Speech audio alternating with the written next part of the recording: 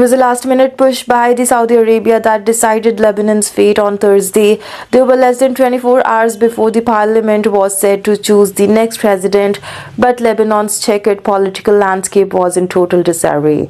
The sectarian political elite seemed to be stuck at the drawing board. Presidents in Lebanon are brought to power by the near political consensus, but more than 6 contenders were still in play.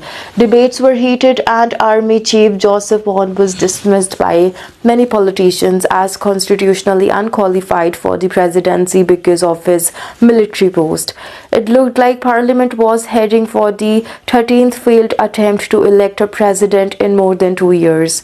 Then a Saudi delegation headed by Kingdom envoy Prince Yazid bin Farhan flew into Beirut for the second time in a week.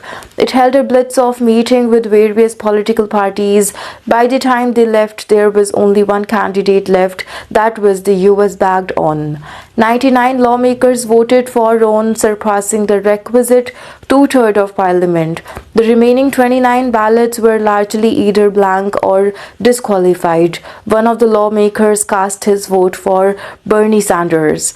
Within minutes, Aoun arrived in parliament having swapped his army fatigue for a suit and tie. He then took oath and gave an earth-shattering, seemingly well-rehearsed speech vowing to usher in Lebanon's new era and monopolize weapons under the aegis of the state. In other words, Hezbollah, one of the world's best armed militant group for the better part of the last 40 years, was said to be disarmed. Jubilation filled the street. A presidential vacuum had been filled. A year-long stalemate between the confessional elite had broken for the time being at least. But it was a development that raised larger question.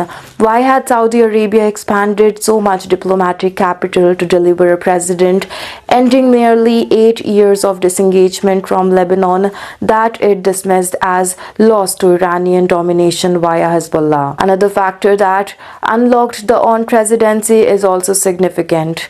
Hezbollah and his allies in the Amal party voted for him.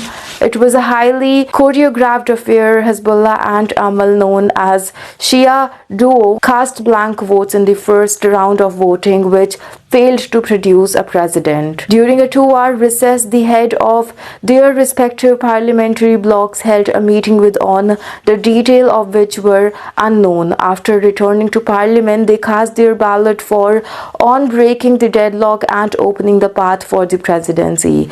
The message was clear. Hezbollah have seen severely weakened by the war and Israeli in the fall, and by the recent toppling of its key ally, Syrian President Bashar al-Assad, but it could still prolong a stalemate or end it.